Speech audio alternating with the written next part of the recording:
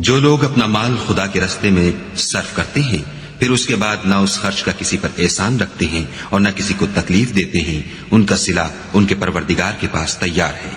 اور قیامت کے روز نہ ان کو کچھ خوف ہوگا اور نہ وہ غمگین ہوں گے۔ جس خیرات دینے کے بعد لینے والے کو ایذا دی جائے اس سے تو نرم بات کہہ دینی اور اس کی بے ادبی سے درگزر کرنا بہتر ہے، اور خدا بے پرواہ اور بردبار ہے۔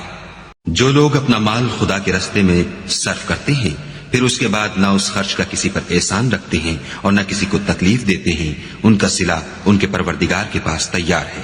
اور قیامت کے روز نہ ان کو کچھ خوف ہوگا اور نہ وہ غمگین ہوں گے۔ جس خیرات دینے کے بعد لینے والے کو ایذا دی جائے اس سے تو نرم بات کہہ دینی اور اس کی بے ادبی سے درگزر کرنا بہتر ہے،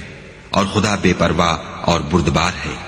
جو لوگ اپنا مال خدا کے راستے میں صرف کرتے ہیں پھر اس کے بعد نہ اس خرچ کا کسی پر احسان رکھتے ہیں اور نہ کسی کو تکلیف دیتے ہیں، ان کا صلہ ان کے پروردگار کے پاس تیار ہے، اور قیامت کے روز نہ ان کو کچھ خوف ہوگا اور نہ وہ غمگین ہوں گے۔ جس خیرات دینے کے بعد لینے والے کو ایذا دی جائے اس سے تو نرم بات کہہ دینی اور اس کی بے ادبی سے درگزر کرنا بہتر ہے، اور خدا بے پرواہ اور بردبار ہے۔